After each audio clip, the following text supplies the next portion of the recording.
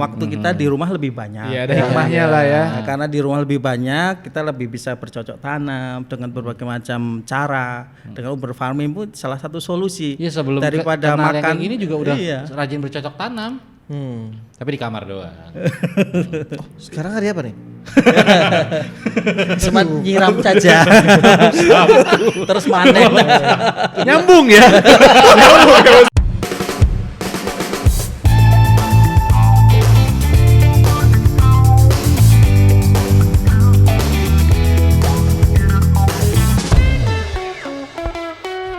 Ketemu lagi di Rehat Akhir Pekan. Gua seneng banget nih. Kenapa nih? Jadi gua udah kenal setahun lebih nih sama nih orang. Waduh. Kayak kasih gelap ya. Iya, ketemu sering. Di mana? Tapi caranya doang. Karakter. Karakternya Mobile gitu. Legend deh. Game nih berarti game. Game. Jadi gua sama dia ini masuk di guild yang sama di Ragnarok Online Eternal Love. Meskipun ya Gitu. secara muka kan sudah tidak muda lagi kan. Iya, ternyata pas ketemu enggak. Masih main gitu. Caranya lucu, cara lucu. Oke. Enggak pakai karakter cewek juga enggak nih? Enggak, cowok ya. Cowok. Mana tahu banyak yang hode kan. Iya. Kita real. Iya. Ini DPS-nya guild banget nih. Widih. Serem. Gimana nih? Ini siapa nih? Lu ini kali ini lu bawa orang yang benar-benar di luar ranah kita semua nih. Iya, justru itu. Kan kita nih kalau misalnya mau ngobrol jangan yang kita udah tahu. Oh iya, betul. Karena kan kita informatif, edukatif, inspiratif. Jadi sekarang dia gue masih manggilnya Om Apro aja. Caranya Apronil namanya nih. Tapi Apronil itu nama obat tanaman ya? Iya, nama teman-teman. Oh berarti sama kayak lu kalau namain karakter dulu tuh buat main game MOBA berarti Ilizarov itu kan alat bedah buat bedah ortopedi. Nah, iya. Ya, Nggak jauh biasanya ya. Freakman juga nama jenis patah tulang. Nah, Jadi Gak jauh dari nama job kita. iya, iya, gitu. Nah, pas kemarin ya pokoknya ngobrol-ngobrol ternyata ini orang yang bertanggung jawab terhadap tersedianya beras atau enggak di Indonesia, coy. Waduh. Yang megang bulog. Orang bulog dong ini ya. Banget kayaknya. bukan. Tapi lebih ke bukan. akarnya. Hah? Lebih ke akarnya nih jangan-jangan nih. Gua nggak tahu. Kita korek aja nih langsung Oke. nih. Kita korek aja langsung ya. Ini ada bersama Mas siapa? Ivan. Mas Ivan. Oke. Tadi di grup nulisnya Om Apro ya. Iya. Gua kebiasaan gua. Katanya Om Apro udah di rest area nih katanya. kebiasaan. Kalau Mas Ivan ini berarti dari perusahaan atau dari pemerintahan sebenarnya? Swasta maksudnya Kita ya? dari Iya. swasta ya. Swasta, Perusahaan kita ini bergerak di bidang agrochemical atau pestisida pertanian. Kita mengadakan sarana produksi produk-produk pertanian, Oke. utamanya pestisida di situ. Untuk melindungi tanaman.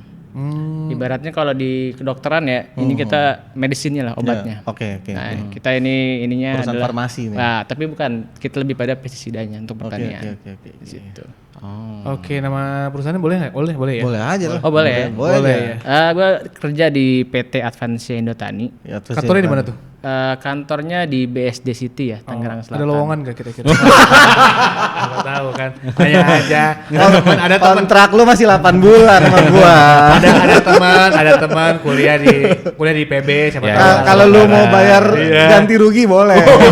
Penalti ya. Iya, penalti lah. Kontrak lu 8 bulan Ijazah lagi. nggak sama ditahan gua. kan ijazah.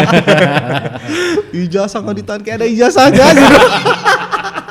Ada kayak PT yang labelnya hijau itu. Nah, ngomong-ngomong ijazah nih, Om Apro berarti Om Apro lagi. Om Ipan ya. Om Ipan. Jadi dulu Ntar dulu sama kita rapin dulu nih. Om nih umur berapa ini manggil Om gue aja sih nih. pede lebih tua dari gua nih. Soalnya dari casingnya harusnya sih nggak sejauh Iya. itu ya dia. Seenggaknya gua belum punya buntut dia udah punya. Oke. Jadi gua manggilnya Om. Oke. Nggak kayaknya nggak beda jauh dari kita ya. Nggak beda jauh sih. Nggak beda. 17 tahun lah. Oh siap ya. 17 tahun anak 3. Udah 2 kali kan. Kantor ini digerebek nanti bawa orang begini. Enggak, umur gue 31 sekarang. Wih, seumuran. 30. Tuh kan. Ngomong aja. Gue udah duga nih. Lalu 31 ini ada tambahan lagi nggak nih? Enggak benar. Oh benar ya. 31. Nah, Oke. dulu kuliah di mana? Kita kan membahas ini tadi ijazah dan Ijazah, sertifikat. iya. Kalau Kalau- kerja di dunia gini pasti lulusan di PB nggak sih? Saya sendiri di Unpad ya. Unpad Badung. jurusannya pertanian. Pertanian. Oke. Pas hama penyakit tanaman.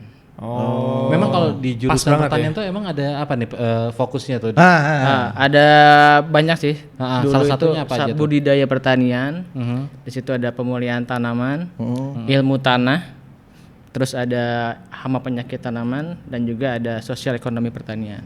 Oh, oke. Tapi sekarang udah mulai dilebur karena mungkin kurang peminat. Jadi Disatuin. Jadi ada cuma 2 jurusan utama. Jadi ada agroteknologi dan ada agrobisnis. Oh, Oke. itu makanya sekarang kita Tapi dengerin makanya berbisnis. mohon maaf ini ya, Kang Ivan berarti ya dari Bandung ya? Ya, benar, Dari benar. Bandung.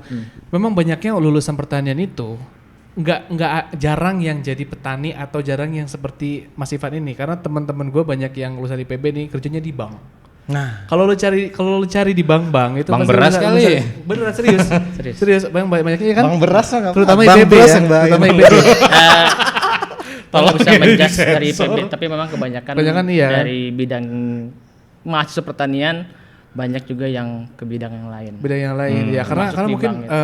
peluangnya atau wadahnya juga Nah, kurang ada gitu ya. ini yang menarik nih. Kenapa kan tadi kalau kita bahas juga, tadi jurusannya ada 6, sisa 2 sekarang ya. Iya. Dikecilin nih, karena peminatnya kurang banyak. kurang banyak betul. Cerita lu, lulusan temen-temen lu dari IPB, kerjanya di bank. Iya. Ada apa yang terjadi sebetulnya di Indonesia nih? Asik. Ini agak berat nih pertanyaan. Kan tugas lu bercerita, tugas kita mendengarkan. Jadi tugas lu dilaporin. Gak bercanda ya. Sekarang mikir kan dia lagi mikir. Jawab apa ya gue ya gitu. Jadi memang kalau kita lihat dunia pertanian di Indonesia, Ya. petaninya sendiri itu nggak mau anaknya menjadi petani. Betul. That's right. ya. Bisa kita lihat petani-petani sekarang di Indonesia, di daerah Karawang, daerah berbagai macam ya, Indramayu, Solo, dan lain sebagainya, Probolinggo, itu rata-rata umurnya 40 tahun ke atas. Umur petani. Masih Umur bertani. Wah, maksudnya yang seumuran kita ini nggak jarang yang mau Jarang jadi petani. Oh.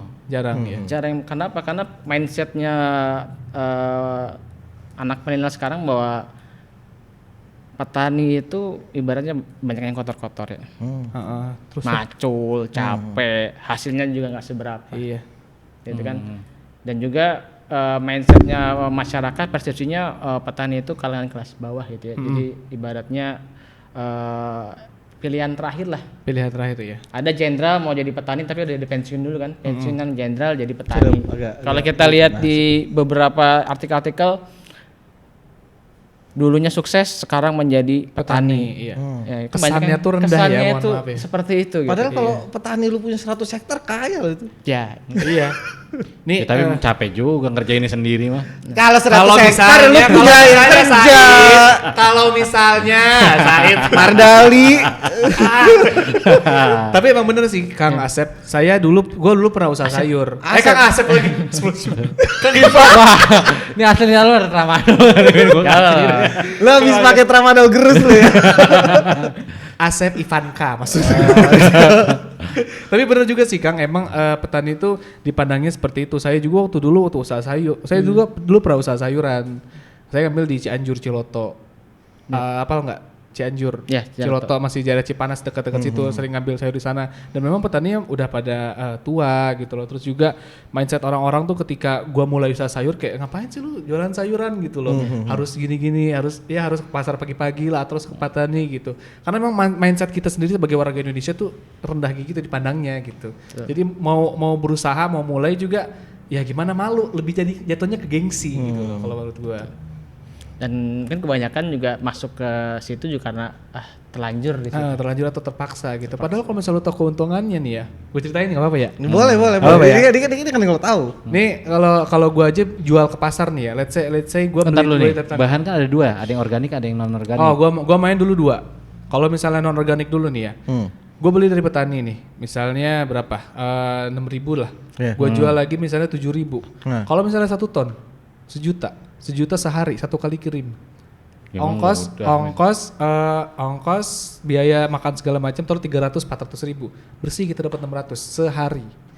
Tapi laku. Laku. Nggak Laku pasti ya? ya masuk gitu penjualannya. Pasti. Ini non organik ya. Nah, ini gimana nih? Praktisi lapangan. Iya. Jadi kadang-kadang kalau tentang masalah harga keuntungan itu juga tergantung pasar. Ya.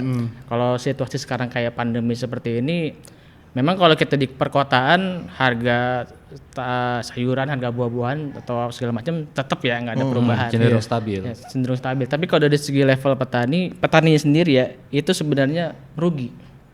Dari petani sendiri karena harga jual sekarang ini contoh kayak kubis itu 500. Tomat 500. Lu ngeburuin orang buat metik panennya aja 200 perak gitu. Iya. Dan kalau sekarang ini kebanyakan kayak usaha catering, usaha perhotelan itu kan salah satu pasarnya mereka juga sayuran segala macam. Iya, Itu iya. pandemi seperti ini kan Jadi Ngaruh juga. di situ. Belum lagi kalau misalnya hotel sama restoran tuh mohon maaf ini ya, bayarnya tempo. Gue kira TV doang ya kayak. curhatan petani ini. Bener. Jadi kirimnya sekarang bisa dibayar 2 minggu lagi, kadang telat lagi. Bahkan ada salah satu majalah nih, gua kirim buah belum dibayar 40 juta. Serius loh, waduh kacau dong ini. Tapi kalau harganya lu dapat lagi bagus, Ah. yang benar-benar ya bisa lu naik haji gitu. Iya, emang bener. Malah di pengusaha-pengusaha gedenya di Cianjur itu, rumahnya gede-gede cuy. Mereka supply ke supermarket. Kontraknya tuh udah mantep Jadi dah gitu. lu kemarin ngisi BCC tuh itu ya lagi bagus kemarin. Lagi ya? bagus. Lagi dapat bonus. Banyak petani tembakau sekarang juga yang lagi menangis sekarang petani tembakau. Padahal kalau yang bagi yang perokok ya, harga rokok tetap sama bahkan cenderung naik ya. Iya, iya. Tapi harga tembakaunya hancur karena sekarang pabrik-pabrik yang merokok itu kan banyak yang tutup. Oh, oke. Jadi memang tergantung sangat fluktuatif harganya. Jadi dari meskipun petani. kita membeli dengan harga yang sama, belum tentu petani yang sananya dapat dengan keuntungan yang sama ya. Karena rantainya Panjang. sekali. Jadi ada tengkulak nih, gue juga tahu soalnya nggak apa-apa cerita ya. Iya. Jadi gini, ada tengkulak yang baik, ada tengkulak yang haram jadah. Tar dulu. Itu dia disensor gak ngomong haram jadah. Enggak, lu ulangin 2 kali nyebutnya. Ntar lu, tengkulak sendiri emang ada yang baik. Ada tengkulak yang baik ada. Mereka ngikutin harga petani. Misalnya dari petani 2.500 ya 2.500. Oke. Terserah mereka mau jual berapa.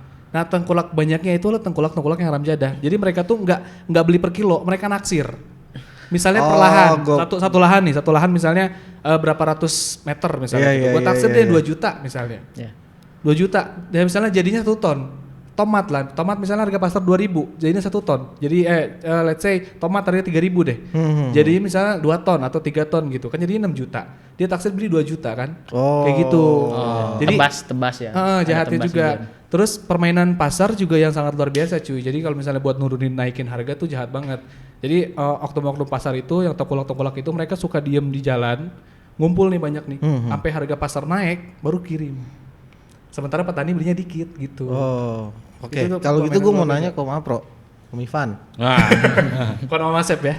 Kok masih ada yang mau dibeli dengan cara kayak gitu sama tengkulak? Kan ini kan artinya udah isu yang luas banget. Iya. Karena ketika mereka petani itu kan dihadapkan dengan ekonomi ya. Jadi dia menanam modalnya dari selama 1 musim 3 bulan ya, kurang lebih 3 bulan. Mereka mengharapkan uang yang ada di uangnya gitu, karena mereka sudah hutang segala macam buat beli pestisida, buat beli obat, buat beli pupuk segala macam. Dia ketika butuh fresh money gitu, dan nggak ada nilai tawarnya lagi. Misalkan kalau sudah dipanen nggak ada yang mau beli, akhirnya busuk kan, nggak ada yang mau beli lagi.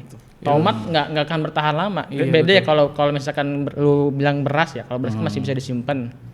Nah kalau sayuran itu berarti salah satu yang bikin susah itu kan adalah proses jual beli bahan pangan berarti.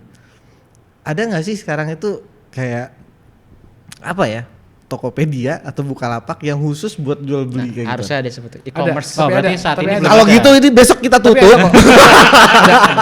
Kita boleh sebutin nggak? Gue tahu ada. Ada. Namanya Agromaret.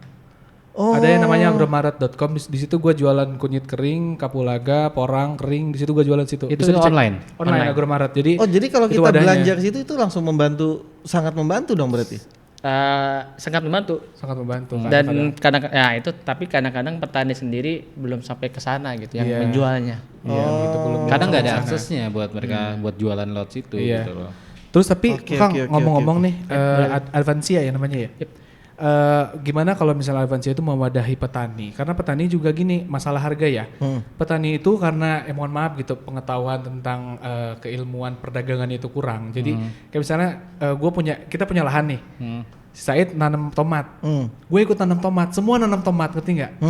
Jadi ketika panen harganya otomatis kan murah, gitu loh. Harusnya tuh petani tuh kayak ada yang ngasih tahu Bagi-bagi ya? Iya harus ada yang ngebimbing, misalnya kayak lu tomat, gue sawi, gue apa. Jadi biar harganya tuh nggak murah gitu loh. Oke. Karena stoknya nggak berlebihan juga. Jadi banyaknya yang nurunin harga tuh gitu ya. Kalau yang saya Jadi temuin di kalau lapangan ya gitu. supply demand juga sih. Ketika supply-nya terlalu banyak, otomatis harga akan turun. Iya. Atau ketika demand terlalu banyak, otomatis harga akan naik. Iya. Gitu kan. Itu bisa kita caranya ya pertama dari dukungan pemerintah juga karena sebenarnya ada yang namanya PPL. Apa itu PPL? PPL itu penyuluh pertanian lapangan. Itu yang dikendalikan oleh pemerintah yang untuk memberikan informasi kepada petani hari ini tanam ini gitu. Itu jalan. Beberapa tempat ada yang jalan. Oh, ada beberapa yang nggak tempat jalan ada yang- ternyata. Iya. Oke. Gua harus ngomong aman di sini. Oh, iya. Ada yang jalan ya. Kalau di yang gua kan karena gua di padi ya, penyakit di padi di jagung. Kalau di tanaman pangan sih rata-rata PPL-nya kenal sama petaninya. Karena dia ada namanya sekolah lapang ya. Jadi ngasih penyuluhan ke petani, "Pak, hari ini musim tanam ini bulan segini," gitu kan. Justru kalau di sana itu supaya tanam serempak. Kalau nggak tanam serempak itu banyak serangan hama penyakit, tikus, Untuk warang, padi dan jagung. padi secara rata padi yang lebih PPL-nya lebih konsen lah ke petaninya. Nggak, artinya pemerintah sebenarnya sudah menyiapkan. Sudah menyiapkan. Tapi masalah Pengaplikasiannya sih, eksekusinya ya, pengeksekutiannya. berjalan sesuai rencana ya kan nggak Balik tahu. lagi ke yang minggu lalu kita omongin. Nah betul. Oknum itu pasti ada di setiap Ah, iya. Pasti ada. Jadi sebetulnya programnya sudah ada. Cuman ada yang nggak berjalan ini kan berarti ada si kampret yang nggak mau kerjain nih kan. Atau memanfaatkan untuk keuntungan pribadi. Iya. Bukan saya yang ngomong ya. Gua cari Kok aman. kita soalnya. dibalikin? Kena bridging jadi. Gini deh, gue mau nanya karena tadi dia bilang padi dan jagung urusan yang lo paling apa Geluti ya. paham. Sebetulnya persediaan beras di Indonesia dari produksi kita sendiri itu cukup gak sih buat ngasih makan negara kita? Seharusnya dengan kondisi sekarang dengan pengawasan yang ketat harusnya bisa. Kenapa lu pakai kata seharusnya? Karena sekarang kebanyakan terjadi alih fungsi lahan. Misalnya. Jadi Misalkan apartemen. yang dulunya lahan-lahan pertanian. Ini serius. Jadi apartemen jadi komplek ya Oh, perumahan. bener. Iya benar. Itu dijual Lu sebagai tahu Bekasi Jababeka gitu kan? Iya, iya, iya, Itu iya. kan dulunya kawasan pertanian, Loh, sawah kawasan semua. pertanian bukannya tidak boleh diperjualbelikan? Seharusnya. Seharusnya ingat ya. Oh sekarang sudah jadi Seperti yang kota lu bilang. sekali. Berarti ada kampret nomor 2 yang melakukan ini berarti. Iya. Alih fungsi lahan. Alih fungsi. Oke. Kita nggak mungkin lagi ekstensi pertanian, nggak bisa meluaskan lagi lahan pertanian. Yang sekarang adalah intensifikasi. Jadi supaya lahannya 1 hektar ini yang dulunya menghasilkan 5 ton bisa jadi 10 ton. Itu sama aja kita kayak bikin 2 hektar gitu kan. Iya, Sekarang kan udah nggak mungkin kan. Oke. Nah, alih fungsi lahan ini sangat-sangat akan terus terjadi, terutama daerah Jawa ya. Iya betul. Daerah Jawa ini Perkembangannya kan gede banget, cepet ya, banget juga. dari Bekasi yang awalnya Narogong itu kan banyak saluran irigasi itu, yang bagus itu sebenarnya irigasi untuk pertanian. Oh. Sekarang sudah menjadi perumahan. Iya sekarang malah sebagian malah salurannya udah pada ketutup Lu semua. tinggal Narogong kan lu ngaku. Enggak, lu. gue gak nyasuk Narogong. Ada. Sih gue sekarang. Kawasan industri Jababeka itu kan dulu lahan pertanian semua. Nah, tapi pertanyaannya kalau ternyata lahan pertanian itu milik pribadi kan, ya dia mau jual, dia mau bikin apa boleh dong sebenarnya. Boleh. Boleh, tapi pasti Tapi ada seharusnya ada undang-undang agraria yang mengatur boleh itu ya. dijual tapi tidak boleh menjadi fungsi yang lain.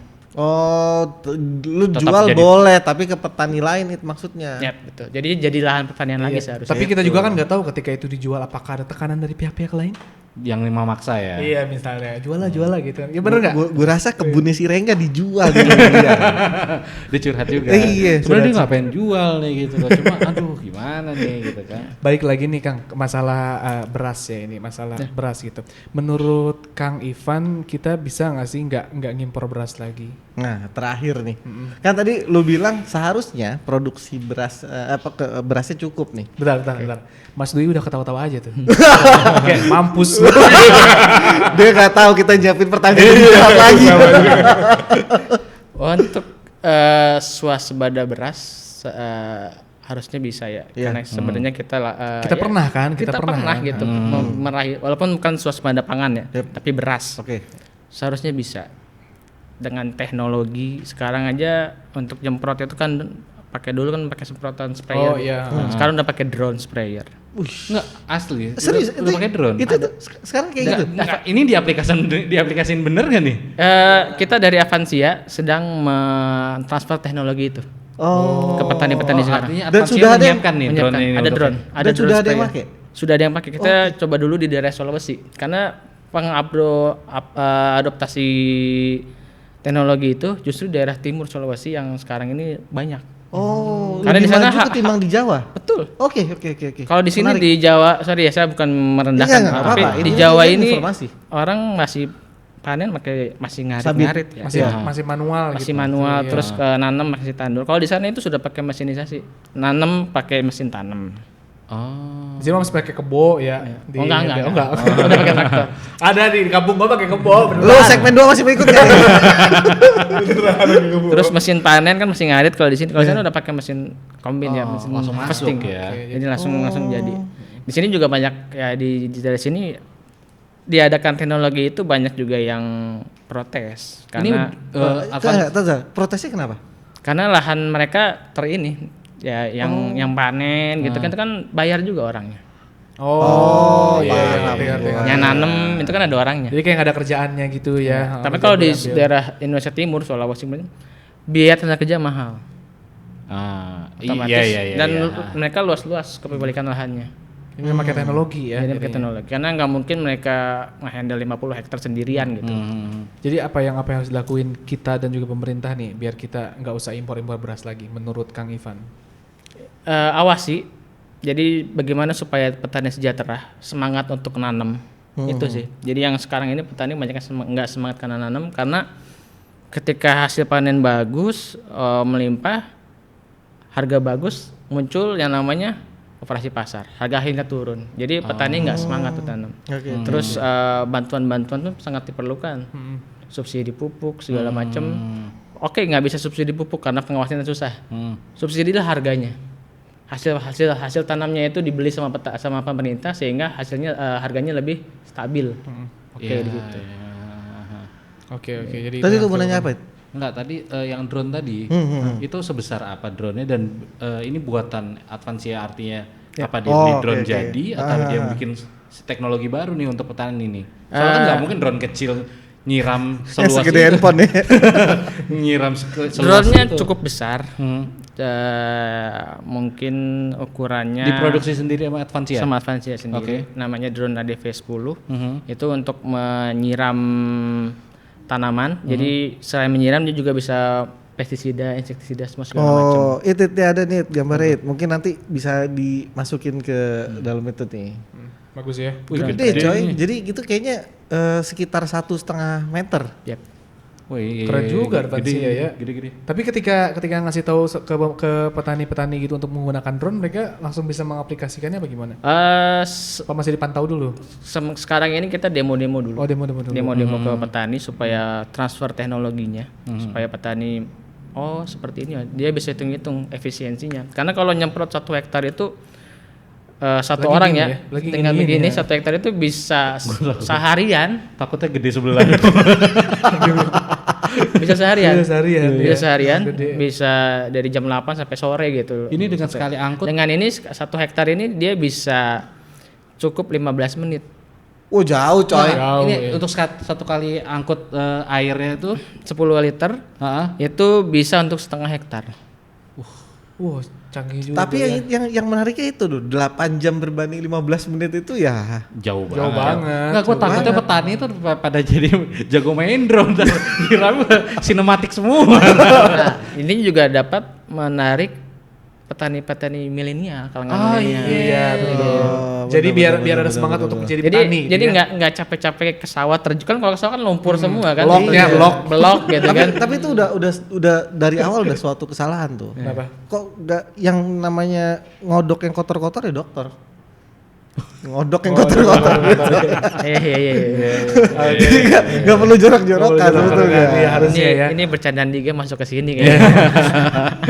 Aduh, gue Oke udah deh. main lagi. Oke deh, keren banget pastinya Advansia ini ya, luar biasa. Pokoknya semoga tambah sukses. Tadi kita ngobrol lagi ya, lanjut. Iya, jangan kemana-mana dulu karena setelah Om Ivan ini ada Om Dwi yang nanti akan ngobrolin masalah kalau tadi kita soal beras dan jagung. Dan tadi sempat pasti ditayangin tuh fotonya orangnya ada di iya, drone iya, tadi iya. tuh. Karena sempat bilang bahwa lahan itu banyak terjual sehingga harus gimana caranya bercocok tanam dalam kota. Ahlinya mau muncul habis ini. Wih. Jangan kemana-mana, masih di Rehat Akhir Pekan. Oke, setelah tadi di segmen 1 udah ngobrol bersama Mas Ivan, sekarang lanjut lagi. Tapi ini lebih konteksnya berbeda ya. Lebih internal ya. Lebih internal ya, dan kita tadi juga udah ngobrol-ngobrol gitu kan, curhat-curhat. Iya. Cuma dia nggak mau ngebongkar apapun. Karena pakai seragam ini perusahaan. Seragam kebangsaan. Seragam kebangsaan. ya. Kebangsaan. Kontrak masih lama kan ya?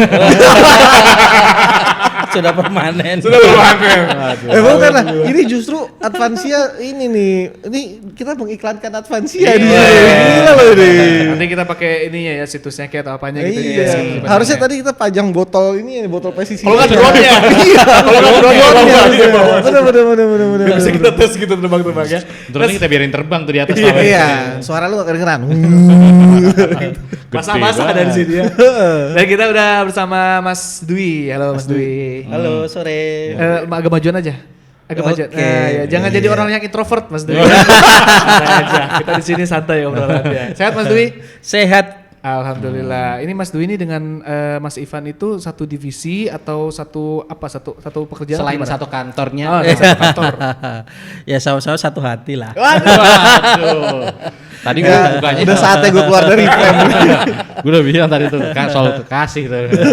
Lari ke situ juga. Satu divisi ya? Satu itu apa? Ya kita masuk di divisi marketing gitu. Oh, divisi marketing ya. Kita di marketing. Ada lowongan kan nih? Masih tetap nanya lowongan aja. Sorry. Jangan mengulang jokes ini. Oh iya lupa. Berarti kalau ngulang-ngulang jok bayar 5.000 aja dah. Gitu ya. Pakai gituan ya. Kalau lowongan ada tapi di lapangan kalau mau. Japri ya. Tukang sayurnya kosong. Jadi saya bagian marketing. Iya. Tapi sama satu divisi. tapi? Sama-sama Satu di divisi. bagian marketing. Cuman tadi kalau yang Beda fokus kan? Iya, Beda fokus. Iya. Kalau Mas Ivan tadi lebih ke Beras sama jagung. padi dan jagung. Apa di jagung? Sorry. Nah, Mas Dwi ini ahlinya masalah sayur-sayuran nih. Woi. Suka makan sayur? Suka dong. Nih dia nggak suka nih. Wah, suka. Waduh. Dia segala macam sayur yang warnanya hijau udah dinolak deh. Ini bahaya ini. Punya pengalaman kurang bagus kali. Tapi sawi putih kok makan. Nah iya kan arti semua yang warnanya hijau dia nggak makan. Sawi putih makan. Kenapa sih lu nggak suka sayuran hijau? Nggak tahu, enak aja gue makan. Padahal dokter. Banyak vitamin padahal. Mineral juga. Waduh, jadi gue ini nasehatin. Biasanya gue nasehatin orang. Jadi Mas Dwi ini di bagian sayurannya. Iya. Ini apa yang dilakukan oleh timnya Mas Dwi untuk sayuran ini di Advansia? Sama ya, kalau kita di marketing pastilah kita tidak jauh dari 4P itu ya. Tadi ada produk, ada place, ada promotion. Mungkin kita lebih banyak ke bagian promotionnya. Jadi kita kalau di perusahaan bagaimana untuk produk ini bisa kita promosikan, kita edukasi ke petani untuk menjelaskan jenis produknya, kegunaannya, kemudian bagaimana cara penggunaannya seperti itu. Ya dari Advansia sendiri kan ini kan produknya apa pestisida ya? Ya. Ya. Nah itu untuk padi sama sayur apakah ada beda apa ya namanya? Beda produk, jenis atau beda variasi ya? Variasi Oh, ya. kalau seperti itu kita biasanya kan ada registrasinya. ke pemerintah di Departemen Pertanian. Satu produk didaftarkan oleh komoditi apa aja. Produknya pun berbeda artinya untuk padi dengan sayur ini. Itu nanti ada tim dari Departemen Pertanian yang memverifikasi. Jadi kan kita daftarkan ada 5 komoditi, ada padi, jagung ataupun sayuran, itu akan diverifikasi semua. Kalau lolos berarti boleh seperti itu. Enggak, jadi jenis yang untuk digunakan untuk beda ya. pemakaiannya sama. Satu produk bisa untuk beberapa komoditi. Oh. Tergantung nanti dari tim dari Departemen Pertanian yang mengujinya. Kalau dia lolos berarti boleh. Kalau nggak lolos berarti nggak boleh. Seperti itu. Oh gitu. Karena udah mulai nyolek lolos-lolosan uji-ujian. Nah, gue mau nanya, kan katanya kalau misalnya tanaman, jangan beli tanaman yang bekas dikasih pestisida. Nanti kalau kemakan Nggak sehat. bahaya katanya. Betul ya, pestisida tuh nempel di tanaman kayak gitu. Dari segi cara kerjanya memang kan kita bahan kimia ya. Jadi kalau bahan kimia pasti ada reaksi kimianya, kemudian ada reaksi terhadap hamanya, reaksi terhadap tanamannya pasti ada ya. Kemudian di tanaman ada berapa lama itu kan ada residunya gitu ya. Jadi setiap bahan aktif itu beda-beda, ada yang cuma 5 hari, ada yang cuma 7 hari, ada sampai 10 hari seperti itu. Setelah 10 hari hilang dia. Karena memang sifat kimia seperti itu. Dan kalau misalkan itu hilang dengan harus dalam tanda kutip nunggu waktu atau harus dibersihkan. dicuci. Kalau dari segi misalkan kita di tomat misalkan ya. Misalkan kalau di paparan semprotan itu kan ada yang di luar, ada yang di dalam gitu ya. Ada yang kontak, ada yang sistemik gitu ya. Kalau yang di luar pasti kita harus cuci. Iya. Karena dia kena permukaan gitu ya. Betul, Kalau betul. yang di dalam kita harus nunggu Waktu. selesai residunya gitu ya. Jadi kalau misalkan bawang merah yang disemprot kan cuma di daunnya. Iya betul. Bawangnya kan di Bawangnya dalam enggak ya? tanah. Oh enggak ya, enggak kan. Oh iya benar. Jadi sebenarnya aman juga sebenarnya ya. nggak? Ya, aman ya. Ya selama kita udah lewat yang tadi ya masa Selama belinya tuh dari Advansia. Waduh. Ini mau jadi marketing juga nih. gua ragu nanti Mas Dwi sama Mas Ivan pulang dia ini Japri langsung. iya. Tadi sih udah bahas 3 kali. Berapa kali tag gitu. Iya. Ini untuk sayurannya macam-macam berarti ya? Semua apa gimana? Semua saja. Semua jenis sayuran. Iya. Mau yang di dataran tinggi, dataran rendah gitu. Walau untuk penyuluhannya sudah di mana aja nih kalau sayurannya? Kalau di Indonesia kan pasti kita ada di Jawa Barat itu daerah Bandung sekitarnya itu kan pasti itu sentra sayuran di Jawa Barat. Kalau di Jawa Tengah kita ada di Wonosobo, Magelang dan sekitarnya di Purwokerto. Kalau di Jawa Timur di daerah Malang dan sekitarnya itu sentra-sentra untuk sayur di Pulau Jawa. Kalau di Pulau Sumatera pasti kita tidak jauh dari Sumatera Utara di Brastagi itu. Kemudian kalau di Sumbar kita ada di Bukit Tinggi. Kemudian kalau di daerah Lampung kita ada di Liwa itu. Oke, jadi memang sudah hampir keliling seluruh Indonesia lah ya. Ya, sudah hampir tambah terjangkau. lagi kalau di Indonesia Timur sayur kita sebenarnya kurang dominan, cuman kita ada Orang timur kurang suka makan sayur. lahannya. geografisnya. Geografisnya. Kalau di timur gunung berapinya mungkin tanahnya juga untuk sayuran kurang begitu banyak. Kita hanya ada sedikit di daerah Lombok, itu Lombok atas itu kita ada. Kemudian di Bima untuk bawang merah. Kemudian di Sulawesi kita ada di Entrekang, ada di sayur sedikit di sana. Enggak, tadi kan udah bahas soal geografinya kan beda. Nah, kayak kita yang paling deket banget nih, kopi aja kan kalau ditanam di tanah yang berbeda rasanya berbeda. Rasanya berbeda. Nah, kalau dari sayur sendiri ini apakah pestisida ini kan tanah beda, hasilnya juga bisa dari ukuran, rasa. Nah, pestisida yang dari Advansia ini apakah bisa menstandarisasikan lah, setidaknya misalkan kalau ditanam di sini buahnya kecil nih atau sayurnya kecil gitu loh, atau kurang gimana nyebutnya, kecil tuh kadang juga gue bingung Relatif bisa dibilang ini sehat atau enggak nih gitu. Relatif ya. Nah, sedangkan kalau yang produknya sendiri ini fungsinya sebenarnya ada bantu fungsi lain nggak sih dari selain menjaga hama tadi ya? Kalau di kita kan ada utamanya kan kita crop protection ya, untuk menjaga hama dan penyakit gitu ya. Kemudian kita ada beberapa bahan aktif yang fitotonik gitu ya. Jadi kalau disemprotkan dia ada efek fitotoniknya terhadap tanaman sehingga tanamannya lebih hijau, fotosintesnya lebih sempurna, dia lebih meningkat produksinya. Itu efek fitotonik. Jadi efek sampingnya ada. Jadi kalau di mungkin di dunia kedokteran ada efek samping positif, ada efek samping negatif gitu ya. Oh iya benar. Nah, satu hal yang mau gua tanyain nih, karena kan tadi kalau ngelihat persebarannya pusat-pusat perkebunan ya kita bilangnya kalau sayuran ya. Sebenarnya kalau Pokoknya lahan untuk lahan sayuran ya, ya. lahan Nah, sayuran. lahan yang untuk sayuran tuh kan banyak tuh. Dari Sumatera, Jawa, yang kurang kan hanya di wilayah timur. Kok masih banyak sih tanaman atau bukan sayuran yang kalau ngelihat nama atau sumber dari luar negeri? Kenapa tidak yang dalam negerinya yang banyak kita lihat di supermarket? ya, jadi kalau di sayuran untuk beberapa bibit yang kita bicara bibit dulu ya. Karena kalau di sayuran itu kan ada yang bibitnya ada di dalam negeri, ada bibit yang luar negeri gitu ya. Kalau di pemeliharaan di dalam negeri itu kan tidak banyak, terbatas. Beda dengan di luar negeri yang punya 4 musim. Jadi variasi sayurnya dia lebih banyak karena dia punya 4 musim, macam sayurnya lebih variatif. Jadi kadang konsumen di Indonesia atau teman-teman kita yang nyari sayur ketika dia ke Eropa pernah makan ini dia pengen. Jadi makanya dia impor dari benih dari luar. Betul. Padahal di Indonesia itu ada sayur lokal yang kalau orang Jawa Barat ngambil dari samping rumah itu juga sayuran sebenarnya. Iya. Kayak tapi bener sih kalau misalnya orang-orang ke di supermarket pengen yang impor karena kualitas impor nih jujur-jujuran aja ya Mas Dwi lebih besar dan lebih bagus gitu. Kayak tomat Rosento. Tomat Rosento tuh tomat yang kayak cherry. Kayak labu, sorry. Kayak labu. cherry lagi. ada tomat cherry juga soalnya. Ada tomat cherry juga Ada ada yang kan? kecil itu. Kecil. Gue rasa tramadol grusnya kebanyakan. Jadi ada tomat yang bentuknya kayak labu. Ini tuh gue pernah dapat permintaan itu untuk ekspor malah. Tapi di Bandung, kalau saya nggak tahu sih kalau dari mana, nggak ada. Malah banyaknya impor juga gitu. Padahal kita bisa ekspor juga ke sana. Kayak brokoli aja deh brokoli. Kalau di Indonesia tuh paling segede gimana sih paling gede gitu. Kalau di luar negeri tuh sampai gede banget cuy. Sampai 1 batangnya aja Iya, ya. kalau tanpa segini batangnya. brokoli ya. Ini brokoli. Kalau ini apro. Kalau ini apro. Kalau yang gede mana Pak? Edi. Brokoli. Rambutnya yang besar.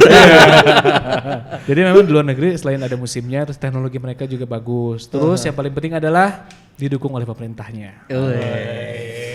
Makanya itu dia Advansia hadir di tengah-tengah para petani. Gue kira ini udah representatif ya dia. Jago bener. Jago bener deh gila. Pantesan kemarin-kemarin liatnya tuh wah lihat dari sekitar BSD ada apa aja. Gila. Berencana pindah kantor ternyata. Tadi kan kita udah ngomong sayuran. Katanya Mas Dwi juga nih ahli dalam apa tuh tadi urban farm ya? Apa sih Urban farming. urban farming? Iya. Bantuin kalau Bercocok tanam secara modern lah ya. Iya. Bokap gua mulai tuh uban farming. Urban. Panen uban. Siapa sih nama bokapnya? Gue sebut sini Pak Sugi. Pak Sugi ya. Anaknya nih. Tadi udah ubanan kan. Belum punya anak. Aduh. Tapi memang ahli dalam urban farming ya.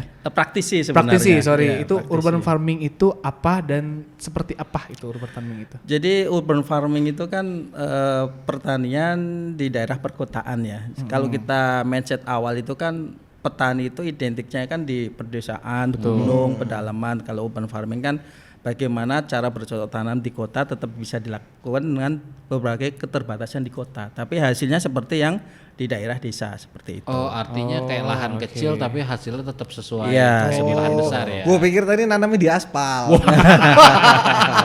Sakti juga loh. Kalau pertanian nggak bisa di aspal, tapi kalau misalnya di kubangan gede lu bisa miara lele.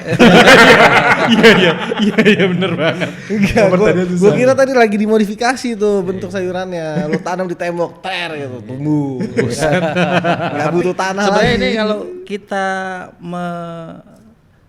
cermati adanya COVID ini kan ada dampak positifnya gitu ya kan waktu kita di rumah lebih banyak. Iya, ada hikmahnya lah ya. Nah, karena di rumah lebih banyak kita lebih bisa bercocok tanam dengan berbagai macam cara. Dengan urban farming pun salah satu solusi. Iya sebelum daripada kenal yang makan kayak gini juga udah iya. rajin bercocok tanam. Tapi di kamar doang. Sekarang hari apa nih? Cuma nyiram saja. Terus panen. Nyambung ya. Nyambung ya Mas Dwi ya. Obrolannya ya. Gue aja masih cerna nih. Lu belum ada. Belum ada, ya udah ada semua. Siap jago bang. Jago banget Glass-nya. Paling sering cocok tanam dia. Mandiri.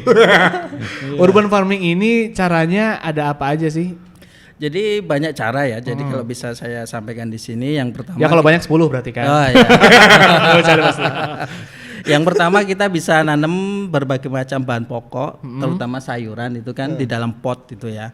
Jadi kalau di dalam pot yang awalnya di lahan, kita bisa tarik ke rumah kita, misalkan nanam sawi, kemudian nanam tomat, nanam cabai, nanam terong, itu kan bisa di pot itu ya. Potnya sebesar apa nih kira-kira? Pot tanaman bunga Enggak, aja. kan pot variatif nih, ada Ya, gede banget, ada kan kecil. mengikuti besar tanamannya. Kalau semakin besar, semakin besar. Si Said ya, lama-lama kesel gue jadi. Lu mau nanam palem di pot kecil kan gak mungkin.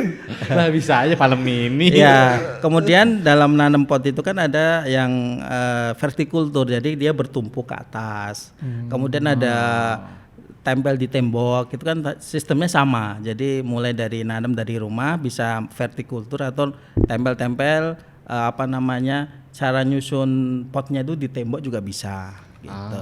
Oh gitu ya, ada banyak cara sebenarnya ya. Yang berikutnya kita ada sistem hidroponik. Gitu Nah, ya. hidroponik ini yang populer ya. Hidroponik mungkin sekarang agak booming, banyak yang berminat dan mencoba. Jadi sistem bercocok tanam tanpa menggunakan media tanah gitu ya. Secara umum pengertian seperti itu.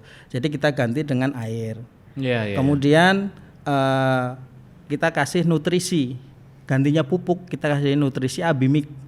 Ada pupuk A sama pupuk B dicampur jadi abimik gitu. Kalau A itu pupuknya makro, kalau yang B itu pupuknya untuk pupuk mikro. Jadi sudah lengkap gitu. Advance punya itu yang abimik tadi tuh. Itu pupuk. Kita Lah, mana tahu. Mana tahu. belum.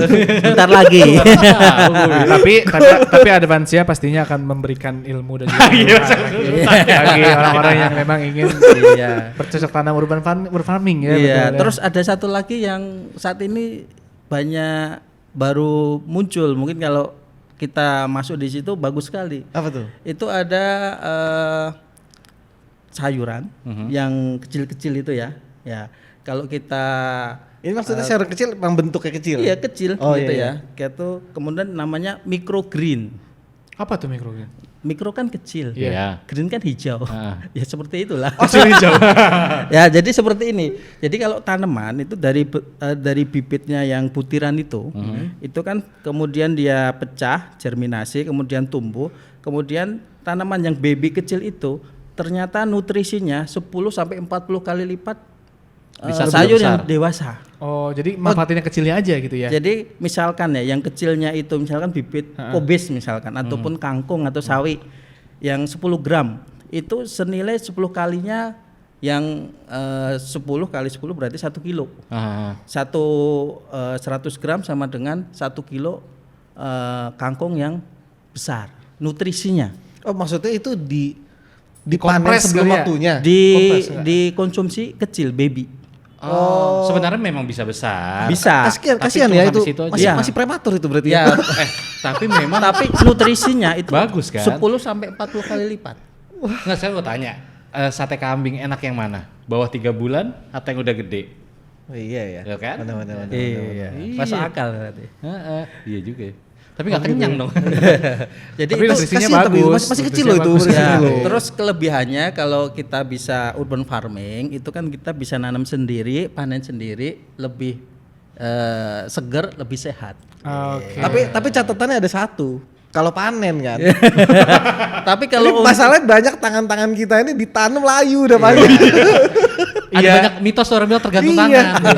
Betul gak sih? Gimana Betul gak sih? gimana mau ibadah? Iya. tangan kita nggak mau ya tangan tetangga atau tangan siapa ya. Kan yang penting rajin disiram biar jadi. Iya, malam Jumat lebih banyak. Nyiramnya. Tolong tulis di caption itu kata Mas Dwi berarti bercocok tanam tuh malam Jumat berarti. Kalau mau Karena jadi. kan Sabtu Minggu kan liburan. Iya. Kadang suka lupa nyiram. Betul, maksudnya Jadi, di situ. Perbanyak di Jumat. Iya. Tapi Mas Dwi sering ngasih praktisi tentang urban farming ini. Ya, terutama di lingkungan. Jadi kan saya praktisi di rumah buat ada microgreen, ada hidroponik saya buat di rumah, kemudian kita sampaikan ke tetangga, ke teman-teman, kita liatin, kemudian kalau panen kita kasih kan sedekah juga kan. Iya. Nanti kalau sedekah kan kita dapat pahalanya, dapat sehatnya juga.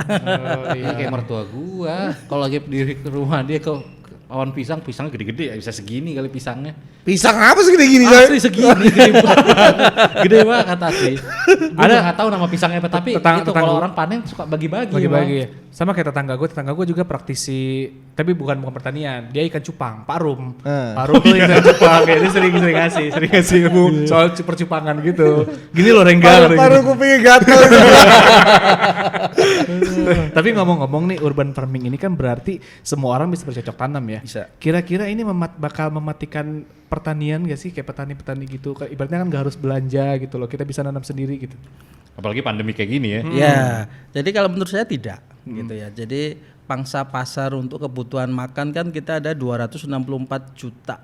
Iya. Mulut yang harus dikasih makan tiap jam, tiap menit, mungkin tiap hari harus dikasih makan. 263.900.000 saya nggak makan sayur soalnya. Satu orangnya. Gue nggak makan sayur. Tenang aja, gue nggak akan makan sayur-sayuran yang lo makan. Tenang aja.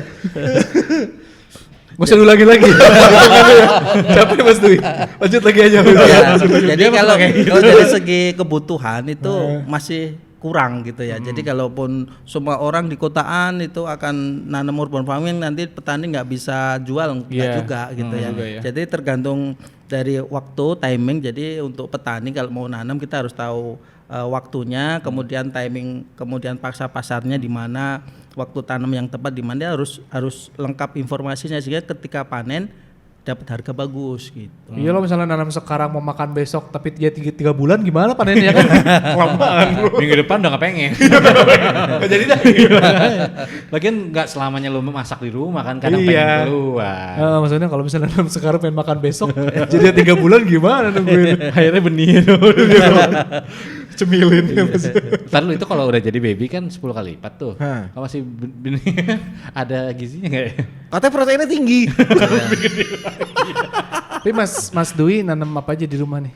Kalau di rumah kan kita ada kangkung, kemudian bayam merah, kemudian ada selada yang buat lalapan itu ada juga. Tapi yang sering 3 itu biasanya. Bisa diambil dulu gak contohnya gitu? Wah, main ke rumah nanti. Coy, mereka dari BSD loh coy. Ini kota wisata loh. Tapi aku jadi ngebayang kalau Mas dimakan malam itu ya berarti ya. Ini kan makan, ada istri, ada keluarga. Terus sambel. Nah berarti di sini ada pot nih. Tinggal motongin nanti. Iya nih potongin aja selada. Iya. Asik banget loh berarti. Kalau kayak model selada, pokoknya iya enak-enak mentah sebenarnya. Nah, kalau ikan itu lebih katanya juga mentah berarti siapin akuarium. Kayak orang Jepang itu langsung. Langsung dimakan. Di fillet itu langsung. Bagus. Nah berarti Advansia juga memang memberikan wadah juga ya untuk orang-orang yang ingin urban farming gitu. Iya. Mungkin Pak Dwi, Mas Dwi ada yang ingin disampaikan mungkin kepada seluruh penonton nih tentang urban farming ini. Ya buat penutup nih. Ya mungkin untuk teman-teman yang Generasi semuanya, muda mungkin, generasi milenial jangan malu di bidang pertanian. Kemudian kalau mau nyoba urban farming segera mulai karena sangat mudah. Nanam di pot bisa, nanam di hidroponik bisa, dengan microgreen juga bisa, semua ada caranya dan bisa dilakukan siapapun gitu ya. Bisa jadi hobi yang baru bisa, ya. gitu. Oke.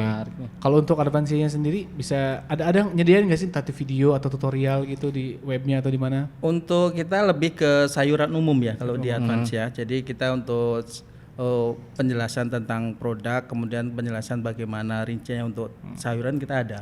Dan itu bisa dibeli sedikit. Maksudnya misalnya saya mau beli nih buat ukuran di rumah. rumahan ya. Bisa belanja langsung ke Advansianya apa harus partai besar kalau kita ada jalur distribusi ya. Kalau di Jakarta itu kan hanya kantor dan gudangnya aja. Kemudian kalau di daerah kan ada distributor, ada retailer 1, retailer 2 kan ada jalurnya gitu ya. Kalau ke kantor pusat misalkan ke Unilever kan ada di BNT. Mau beli sampo beli itu kan juga nggak bisa.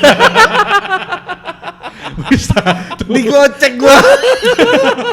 Apalagi beli cuma saset. Perbandingannya bagus ya tapi. Bagus perbandingannya. Dan gua udah perhatiin. Nyesel gua perhatiin. Gue kebayang gue ke Unilever ke pabriknya. Iya. Beli salpo Leboy satu tuh. Serenceng dah. Iya, udah kayak lu pergi ke pabrik Sanbe, lu beli sanmol sebiji bilang ngera pusing kan. Pokoknya udah ada banyak di Jakarta juga ada institusi alat-alat segala macamnya ya. Oke, kalau gitu makasih Mas Dio sudah hadir. Makasih buat Mas Dio sama Mas Ivan. Yang udah berbagi nih. Saya juga pengen ngasih itu ke teman saya soalnya. Jadi kalau mau nanam apa tuh mendingan nanam tumbuhan daripada nanam masalah. Teman saya nih enggak usah. Masalah jadi gede. Gue mau beli Advansia buat ini nih. Nanam deposito. Kalau buat nanam saham. Biar gak ada yang gerogotin. Nanti kalau misalnya mau uji coba drone hubungi kita lah. Kita bakal senang banget Oke, ya kita seneng cobain banget. ya coba drone ya. Sekarang kita taruh kamera di. Kayak orang keangkat kayaknya ya. Orang keangkat gak sih 10 kira-kira? liter, Bro. 10 liter. Ya, Ada anak bisa. Anak kecil. Sampai 10 kilo bisa. tapi kalau misalnya mau coba uji coba drone dan butuh buat kita misalnya nge-review atau apa bisa Oh, hubungin bisa, kita. bisa. Ya nggak benar nggak? Iya boleh juga sih. Mantap. Menyenangkan. Itu wah Hira yes gitu. Dia ahli drone pilot ya. Ini drone lebih gede. Wah, senang banget tadi ya.